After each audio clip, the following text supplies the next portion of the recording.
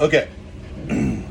So, for anybody who maybe only can play with sight reading and can't just play on the fly, there is a very, very simplistic and easy but still good quality sounding way of playing chords for any key without much need to think about or transpose what you're doing.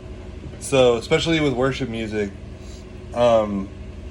if you are doing, let's say, Amazing Grace, and you originally were going to do Amazing Grace in the key of D, you would do D, Amazing Grace, how sweet the sound that saved a wretch like me. So you would do 1, and then a 1 again with a 3 bass, and then 4, and then 1, and then 1, 3 bass again, and then 5. The reason I'm using these numbers, which if somebody doesn't know what those numbers mean, 1 is our tonic, the key that it's in, so in this case D.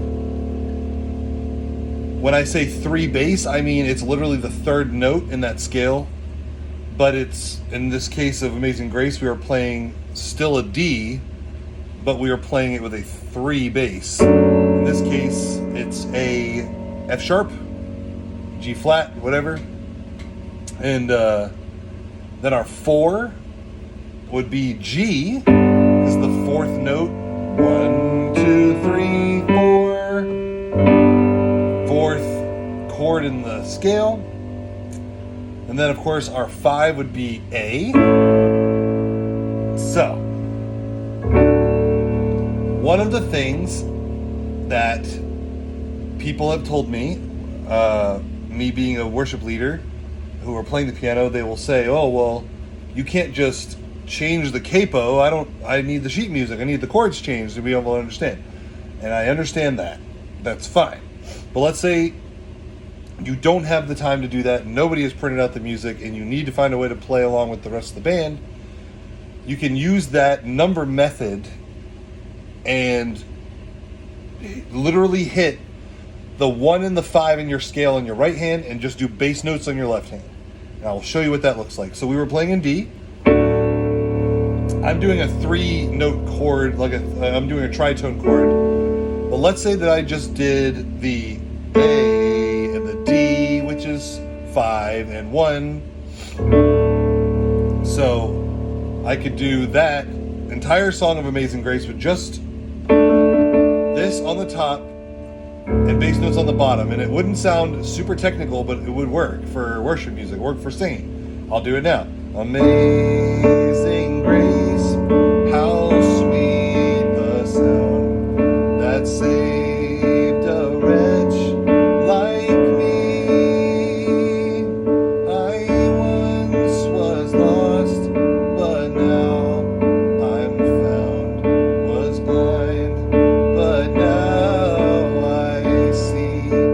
Okay. So then somebody says, no, I want it in capo 5. We're playing in capo 5 now. The guitar player doesn't know what key he's in now. He knows originally it was in the key of D on his paper, but he's just going to capo 5 and play the same chord structure, and that doesn't confuse him at all. But for the piano player, they need to know. So what do? You go up 5. You say 1, 2, 3, 4. So now, for the piano player, he would be in the key of G, but he doesn't know that because he's got D sheet music. So what you want to do is on your D sheet music, you want to write for D1, for G4, for A5, whatever you want to do, and you're going to mark those bass notes for your chords.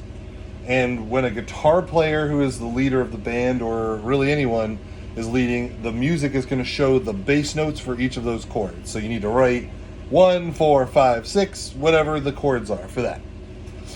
And minor, of course, if it's a minor. And so now he's capoed up to capo 5.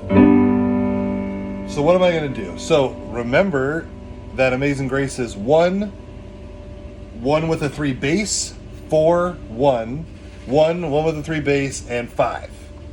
So if I say G is 1 in the G scale, 1. What's 3 in the G scale? B. Okay, so if I were to go just 1 and 5 in my right hand, which is D and G now, I can go amazing, very low, amazing grace, how sweet the sound. Oh man, that's low. But what I've essentially done with my left hand is I just do octaves. I mean, it wouldn't really matter if you just did one finger. Amazing grace, how sweet the sound. So all I've done is 1, 3, 4, 1 on the bass, and just 5 and 1 on the right. Now, again, it's very simplistic. It won't dazzle the crowd, but you'll be able to play along. And what's great about doing 5 and 1, I usually do, third position 5 and 1, and then I can add a third once I feel comfortable with my chord structure. So now that I'm like, all right, I've been playing this for a while, pretty sure B is the third there, I could start doing,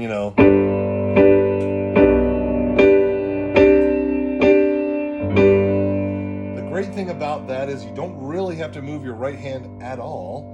And then if I really need to, for when I hit that 5, see, a fun music theory thing, a 5 chord is literally the only note that sounds better than the 1 there is like the 2 note.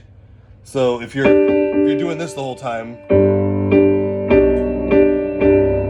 all that sounds great. But if you go, that saved a wretch like me, or so you can do either one of those notes once you get comfortable, but you can still just play the 5 and the 1, and it'll sound fine with a 5. It's like a suspended 5, so it's kind of like a whatever you want to call that.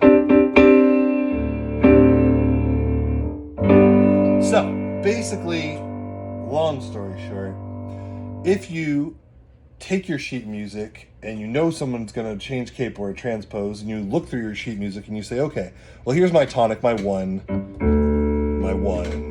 and here's my 4 chord, and here's my 5, and my 3 bass, and you mark those out. When you transpose, you can just refine them again in your new key, follow those bass notes with the left hand, and keep it simple on the right, and you'll be able to play along just fine.